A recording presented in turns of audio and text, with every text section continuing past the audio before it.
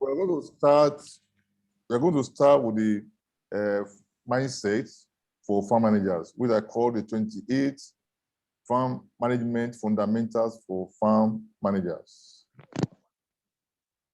Number one, I wrote this mindset in terms of like a letter to farm managers. The first one is sow to reap. I said sow to reap. What does it mean? Dear farm manager, the success you bring to the farm you manage is the future success you bring to yourself. A lot of farm managers don't know that what they are doing is actually building their own future when they are working the farm. This mindset is very important in helping them to be able to do well on that farm. That the success you bring to any farm you manage is the future success you are going to bring to yourself. Understanding that is very vital. Number two, give to get. Dear farm manager, never forget that what you are doing today is what you are going to reap tomorrow, good or bad. You know, sometimes we don't know, we try to do things in isolation. Once you have the mindset that whatever you are doing now is like as if you are sowing, you know, and that if you sow, you are going to reap.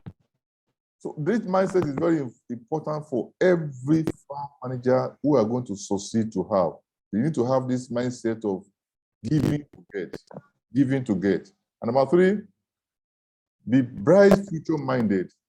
Dear farm manager, your future is so bright if you do what you are doing well today to the best of your ability. So every time I go to farms and I see farm managers, I'm always envious of them, in quotes, because I see young people who are involved in the farming business, who are in the trenches, who are there day by day. Many of them live on the farm. So there is no way, if you do that thing very well, your future is very bright because you are in the food business and you are still young. So if you put a lot of effort into it, you are building your future. So the more bright future-minded the manager is, the better it can work and deliver results on that farm. Number four, think you. Dear farm manager, don't think you are working for anyone but yourself. The future will ultimately. There is something about in anything you will do in life about what they call it, what is in it for me. Once you have this sense of there's something you do in life that you know be a self-centered in code. Look at it. What am I going to gain from this? But the moment you are able to look at it that my working in this farm is not that I'm actually working for anybody, but for myself. That gives you self-motivation to put in all your best. Because if you don't put in all your best into any endeavor, you can't get the best out of that thing. So you find farmers complaining about some farm manager because the farm manager is not actually putting, his whole being into that thing. He just feel that I'm working for this farm. Most of them, they have this common saying, it's a one-man business. Just do my own and go. But they don't know that actually they are actually working for themselves, because at the end of the day, if you are told to leave the farm or you want to leave the farm, I'll say, oh, okay, I want to resign. I'm trying to do something else. It may have given you a car, or it might give you a house, it might give you some other property. It might tell you to let go those things. Please drop your car, please drop your house. But it can never tell you to drop your experience. The experience is what you take forever. So that is why it's very important for the farm manager to have this mindset that I'm not working for anyone, I'm actually working for myself. Number five, lead well. Dear farm manager, keep developing your ability to lead well, and you will create a rosy future for yourself. Farm management is leadership. That's why I said that going to university, having a degree in vet medicine or agri does not mean you can be a good farm manager if you don't have a sense of leadership, because it is about leadership.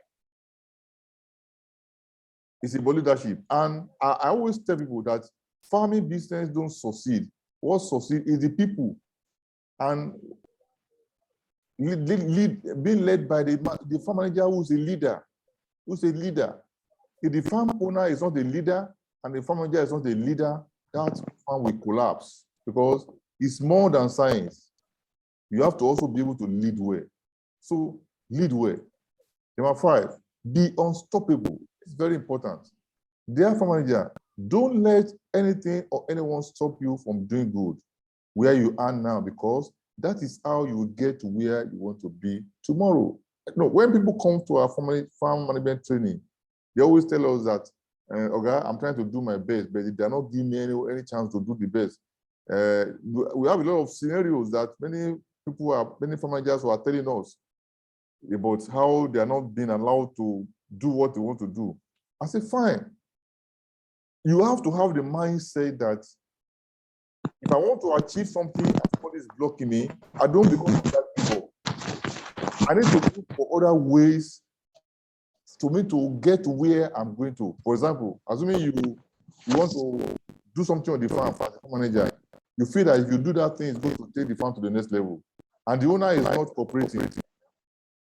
I always tell the farm manager that don't stop like that. Go ahead and write a memo to the owner.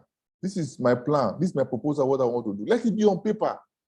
Because if things are not going well, you are going to be blamed. So whatever you are trying to do, try to document it. So that by the time something is not working the way it should work, and the owner is trying to bamboozle or trying to incriminate you, you can say, okay, but I've written so proposals to you about this thing, and you never approve it. So you need to have this mentality of being unstoppable as a farm manager. Number 7, be integrity loaded. Dear farm manager, always know that integrity is the best legacy you can have in life and business. And this is very important. Integrity, integrity, integrity. Farm managers are entrusted with a lot of things. Entrusted with a lot of things. And if the farm manager doesn't have integrity, too bad. Too bad. Now, I had a client around Ijebu one time who, when I got to his farm, he said I should come.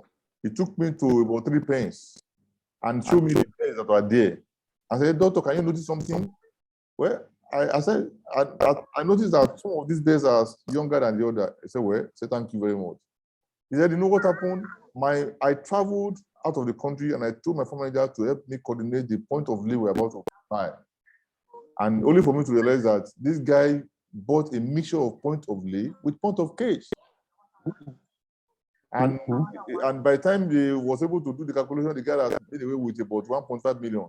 And when he came back from his trip, the guy told him that he was that he wanted to resign. He has a family problem. And you know, so we have all manner of stories.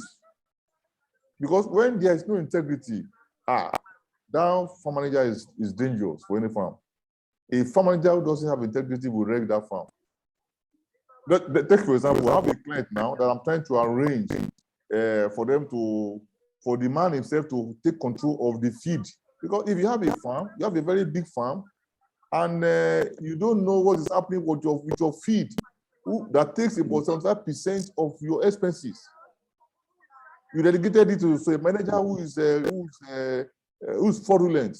That farm will never succeed. It's not a cause. Because you are spending money, your money is being treated at the feed end. So how are you going to get the money? It's not possible. So integrity is very important. Number 8, know that payday will come. This is very important mindset for every farm manager to have. Dear farm manager, always know that integrity will always pay off if you actually practice it no matter what.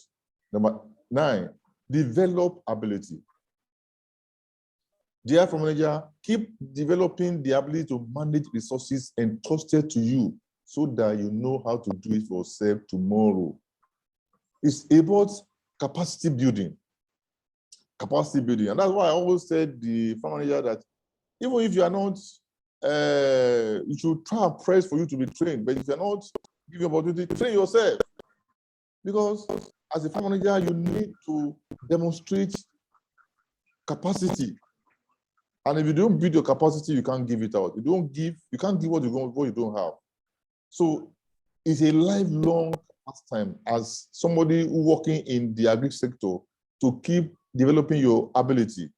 The more you develop ability, the more relevant you become. And the more relevant you become, the more successful you are. Number 10, be progress-minded. This is a very important slide. And I will explain what I mean. Dear farm manager, do you know that the best farm manager always leave a place better than he met it, and always ensure that the next farm manager will do better than himself? You see a lot of people, when you work in a particular position and somebody is coming to take your place, and the person comes in and is finding things difficult, that means that the person who left that position is not progress-minded. He made that place difficult for the incoming person. I always say that if you are leaving a position, make sure that the one taking your position even do better than you are. In that way, you are praying for yourself that you will never be in that position again. You are going forward. So as a farm manager, if you do your work in a way that if someone is coming to take over from you, that person will even do better than you are. In terms of keeping your records well, keeping your process well, so that if you are handing over, the person's heart is praying for you and say, I like the way this guy worked. In fact, I'm finding it very easy to do this work. And each time he has that kind of mindset for you, you are also going to move forward where you are, because you can't go back to that position again because you are progress-minded. It's a very important slide. Number 11, be responsible. Dear farm manager, in your task and delegation chart, know there are things you must do. For the next 6 slides, I'm going to talk about the task and delegation chart. Every farm manager should have a task and delegation chart, which means that this is a task, who will do it, what and who, what and who, what and who. So you should have that chart in your farm. What we are supposed to do, who will do it, what we should do, who will do it. So in this kind of a chart, the farm manager should know that there are things that he must do. It's not something you want to delegate. Because you know that this thing, if you delegate it too much, you're going to spoil your job. You know, a lot of areas. If I want to ask you now, if you are a technical person, you don't want to delegate the technical area too much. I remember a farm manager who came, and when we were talking about this one, he said that he made a mistake in his farm, in the farm he was managing one time, that he did not told the owner of the workers to go and apply the herbicide. And they had the selective and general herbicide. The guy just went and applied the general herbicide. So the crop and the weed, everything is destroyed. So you need to be responsible.